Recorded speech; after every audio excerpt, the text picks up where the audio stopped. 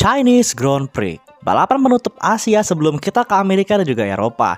Balapan yang penuh strategi dan juga insiden saat safety car dan mengharukan bagi sang tuan rumah di Cina. Gimana balapan kemarin siang? Meskipun mas-mas Belanda lagi yang menang, tapi tetap balapan tuh rusuh gitu, seru gitu kan. Safety car 2 kali, perang strategi kayak mau golong atau ganti ban 2 kali, pakai ban apa, insiden Stroll sama Ricciardo saat safety car, wah gila banyak banget dah. Ya langsung aja kita bahas 6 kejadian yang terjadi di balapan kemarin. McLaren stabil di Cina. Sirkuit Shanghai Cina ini dikenal sangat susah banget, susah, ekstrim, dan pembunuh ban banget. Karena karakter sirkuit yang panjang, tikungan cepat, dan pengereman keras itu nyiksa ban banget. Dan kalau nggak pinter-pinter buat ngelola ban, bakal keteteran banget di tengah balapan. Dan pastinya bannya akan tergerus habis. Dan orang-orang pasti akan berekspektasi kalau Ferrari sama Red Bull yang akan unggul. Karena hanya dua mobil ini yang kuat banget di ketahanan ban selama ini. Tapi nyatanya Lando Norris sama McLaren lah yang unggul. Itu keren banget boy. Mereka tuh bisa memperhatikan tingkat kausan ban sedetail mungkin. Dan tahu kapan harus nge-push, kapan harus ngecil.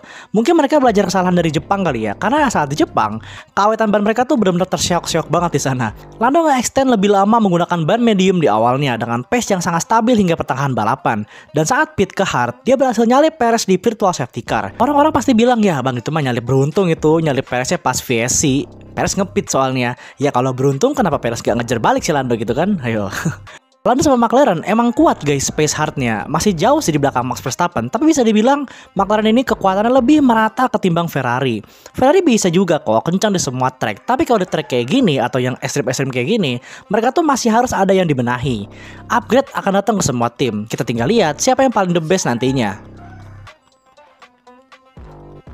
Mercedes. Sebenarnya bingung juga gue mau komentar apa lagi sama Mercedes. Cuma kali ini tuh bener-bener balapan yang makin nunjukin kalau Mercedes W15 itu pelan banget. Di antara keempat mobil lainnya kayak Red Bull, Ferrari, McLaren, dan juga Aston Martin. Jujur kalau pembalapnya bukan Russell sama Lewis, gue nggak tahu ini mobil bisa poin apa kagak. Padahal kalau sprint race kita sempat ada harapan gitu di mana Lewis bisa start kedua saat sprint race karena kondisi hujan kan, di mana Lewis itu emang masternya gitu. Dan sprint pun dia bisa finish kedua podium gitu kan. Cuma satu mistake atau kesalahan saat kualifikasi buat main race di hari Sabtu itu cuma bisa bikin dia start ke 18 doang, dan Russell pun juga cuma di P8. Russell di depan nggak beda jauh. Dia sempat bisa ngikutin Ferrari sama McLaren di top 5 gitu. Sebentar doang, cuma abis itu kelar gitu loh. Dan cuma bisa finish ke 6.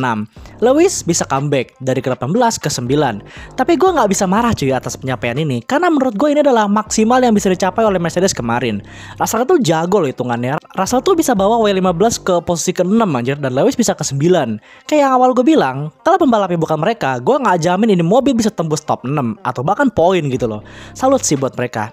Tapi Mercedes, gue gak akan bosan buat bilang ini kalau please upgrade mobil lu. Max dominasi keras. 58 kemenangan sudah dia dapat. Setelah kemenangan di GP kemarin, dia sudah mendapatkan hampir 60 kemenangan. Gila cuy. Max masih 26 tahun anjay. Winnya udah 58 kali gitu. Oh, gila sih. Meskipun tampil nggak begitu dominan pada hari Jumat dan cuma bisa start keempat saat sprint race karena hujan, tapi dia bisa punya pondasi race pace yang kuat banget buat hari balapan di minggu sama sprint race.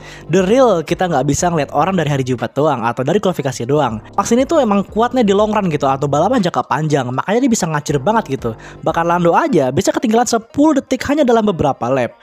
Mana dengan dominan fix ini kemenangan 60 udah OTW ini, makin kokoh pula di klasemen sementara. Aston Martin versus Racing Bull. Ya kalian itu versusnya bukan karena mereka duel di track gitu atau bahkan roasting-roastingan, tapi karena mereka tuh duel tubrukan gitu. Bocah dua saling sundul aja pas safety car. Tapi sebelum ke situ, kita bahas performa dulu deh masing-masing mereka. Aston Martin lumayan doang menurut gua sepanjang weekend kemarin di Cina. Cuma kebantu sama Alonso aja yang jago gitu, makanya bisa finish ketiga di kualifikasi sprint sama kualifikasi balapan. Tapi race pace mereka masih acak-acakan. Degradasi ban yang lumayan parah dan salah strategi saat safety car bikin Alonso drop dari kelima jadi ketujuh. Pakai soft saat safety car gila, di mana balapan masih sisa 26 lap lagi. Ya pakai soft 26 lap hampir impossible gitu loh. Medium aja belum tentu kuat gitu. Dan mau nggak mau di akhir balapan dia ganti ke medium dan kelihatan langsung gacor banget pas pakai ban baru. Kalau Aston ini upgrade-nya kayaknya perlu di semua area deh, karena dia degradasi bannya masih lumayan drop banget dan juga overall pace-nya masih kurang. Dan semoga upgrade-nya bisa bikin overall pace-nya jadi bagus gitu. Nah, teammate-nya si Lance Stroll ini, si bapak Stroll ini terseok-seok di belakang dan malah pas safety car terlibat insiden sama Ricciardo. Menurut gua ini aduh gimana ya jelasinnya ya. concertina efek sih, atau kayak domino efek gitu. Kalau mau disalahin juga ya nggak ada salahin juga gitu. Tapi kalau mau ada satu orang yang kita harus salahin, mungkin gue lebih ke Lance kali ya. Walaupun nggak sepenuhnya salah ya. Salahnya dia itu tuh kayak dia tuh nggak fokus ke depan cuy. Dia tuh kayak yang dibilang Ricciardo, dia tuh palanya malah fokus ngelihat apex di mana itu nggak penting gitu loh. Bukan fokus ke depan buat ngerem dadakan gitu kan, kalau ada apa-apa malah lihat ke samping. Gue setuju sama Ricciardo, karena yang belakang kita harus siap dengan kondisi apapun yang di depannya. Dan Lance sempet nyalahin Ricciardo yang idiot, karena dia tuh berasa di brake check atau di rem dadakan lah, ditabrak gitu sama Ricciardo. Lah, Ricciardo salah apa anjir? Aduh, gue bingung deh nih. Tapi Lance dapat penalti sih gara-gara itu, 10 detik yang diambil saat pit stop terakhir dia, yang bikin dia finish paling belakang. Sementara Ricciardo DNF karena mobilnya rusak parah di bagian belakang sama floornya, yang of course rusak ditabrak sekencang itu. Padahal ini weekend pertama dia loh bisa ngalahin Yuki. Dan Yuki bang, ya Yuki juga ketabrak. Duh, apa sapas di Racing Bull? Zhou Guanyu berhasil catat sejarah sebagai pembalap Cina pertama yang bisa balapan di Chinese Grand Prix. Dan finish pula kan, gila sih dia.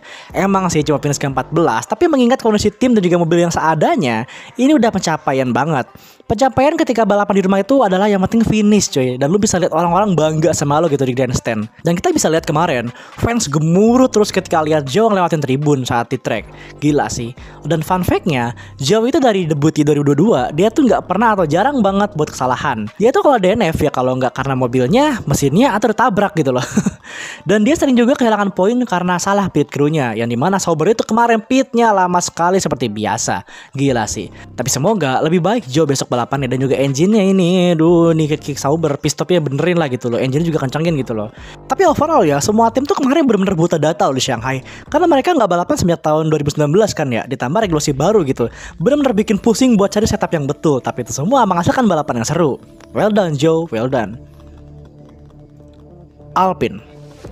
Alpine kemarin, yap, itulah rangkuman dari apa aja yang terjadi di balapan kemarin di episode 5. See you at Miami. Aduh, gadang lagi di Amerika.